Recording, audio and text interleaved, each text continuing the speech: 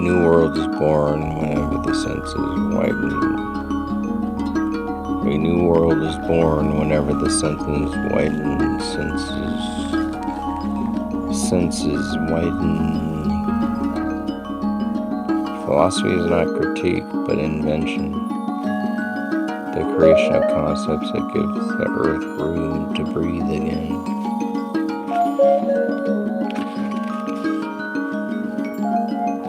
To see the contemporary clearly,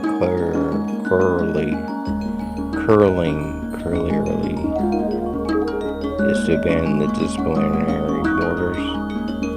Philosophy has to be taken at sea, climb mountains, listen to storms, speak with biologists, artists, coders, engineers, poets, oceanographers, homeless, prophets in dying seas.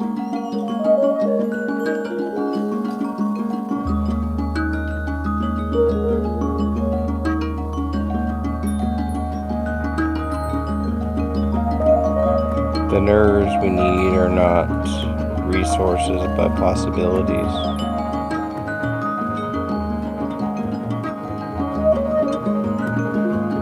The encyclopedia forms a continuous ocean.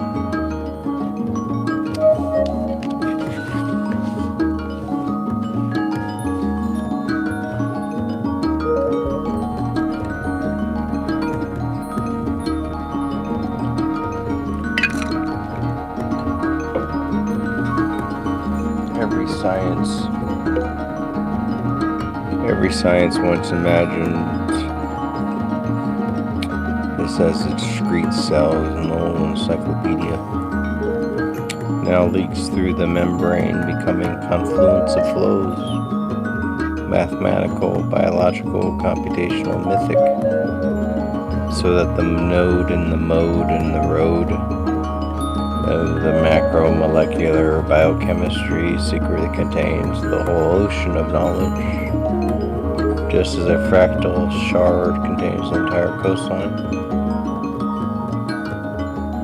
Complexity is not a tribute of objects, but a primordial climate of thought, a fog, and the methods, the models, the myths drift across the surface like continental plates, each collision birthing new mountain ranges of concepts whose peaks remain hidden in the cloud.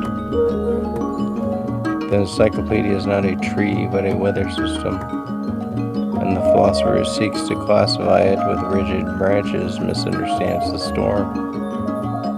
For the winds of the contemporary blow diagonally. Technique touches myth, statistics brushing theology, tight narratives converging with quantum codes.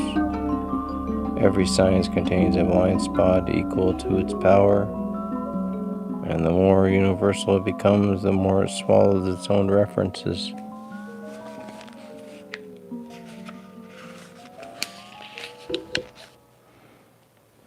The unknown of science is not darkness, but an over-illuminated whiteout.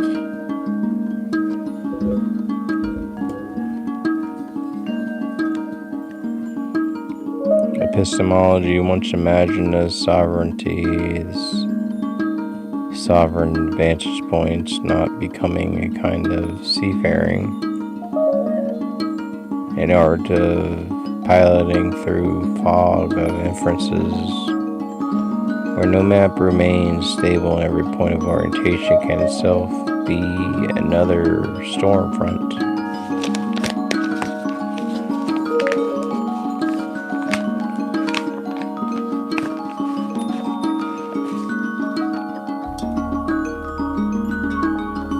Good vibes, man. To live in complexity is not to master it, but to refrain from sealing it. The virtue of sensibility lies in letting the world's noise seep into one's organs, so that the new norms, the new universals, the new specificities can be born. It can be born and burn in the trembling of the flesh. The new contract with nature is not a pact between domains, but an alliance among nonlinearities. Gaia, algorithms, molecules, cities, oceans, archives, each vibrating through the same matrices of interdependent collapses. Positive energy, man. Right on, bro. Right on. At the far horizon of complexity stands the image of Sophia, not as a singular wisdom, but as a manifold of resonances. The feminine principle of dispersion and collection, weaving threads across encyclopedia's ocean and produce new forms of order from new waves of noise. Method is no longer a straight path, but a labyrinth of intersecting roads. Invention occurs at the forks, not at the destinations, but at the forks. And the philosopher must become a traveler who knows that each detour is itself a solution disguised as delay. The new scientific spirit is therefore a logistics. The new scientific spirit is therefore a logistics of thought, a choreography of concepts across terrains of data, myths, machines, and bodies. Each transfer leaving behind a residue of transformation. Every scientist has become an accidental polyglot, forced to speak mathematics to biology, computation to geology, topology to linguistics, and myth, most importantly, myth to information theory. Complexity must be multilinguistical, linguisms. Complexity must be multilingualisms, not choice but systems of design of destiny. In the era of transport, the specialist dies, the multi-specialist, titanic in breath, orphic in attunement, rises in the place of navigating through matrices of resonance rather than silos of mastery. Like and subscribe. Translation is not the movement from one language to another, but the movement from one world to another, and the greatest translator is the one who senses the trembling of meaning before it has become articulate.